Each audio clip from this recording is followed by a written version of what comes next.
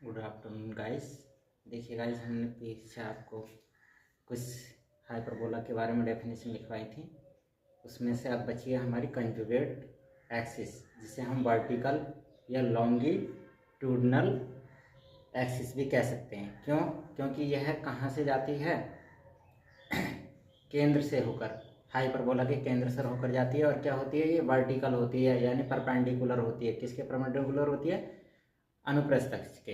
ठीक है गाइस, इसकी दूरी कितनी, लंबाई कितनी होती है? 2b। ठीक है। और एक होता है शीर्ष। शीर्ष क्या होते हैं? 2 शीर्ष होते हैं गाइस। ठीक है। The points which are intersect by a hyperbola of transverse axis, then these points are called vertices of hyperbola।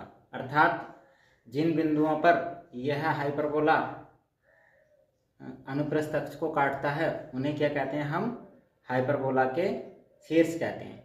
ठीक है गाइस, हमने लिखवाया नहीं है, इसे आप समझ सकते हैं। जैसे यहाँ पर है, देखिए ये हमारी क्या है? Transverse axis. अब ये हाइपरबोला कहाँ काट रहा है? बी पर, और इधर कहाँ काट रहा है? ए पर। तो ये दोनों क्या कहलाएंगे? शीर्ष कहलाएंगे। ठीक है guys.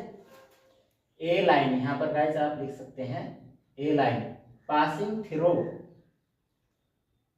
Centre of hyperbola and perpendicular to the transverse axis is called conjugate axis. जैसे यहाँ पर देखिए गाइस, ये परपेंडिकुलर है, यानी 90 डिग्री का कोण बना रही है।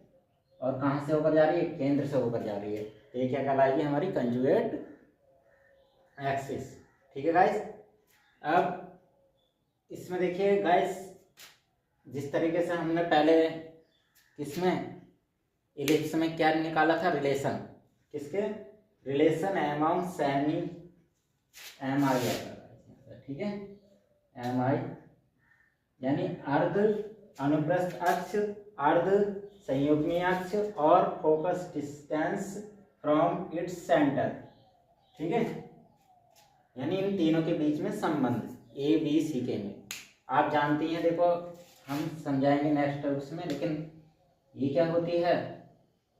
मान लो यहाँ पर सी पॉइंट है, ये सी पॉइंट, और यहाँ से यहाँ तक की दूरी कितनी? बी। तो बी ही नीचे कोई होगी डी पॉइंट तक। अब ये शीर्षों के बीच की दूरी को हम क्या कहते हैं गाइस?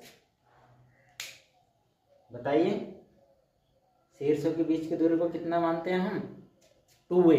ठीक है। और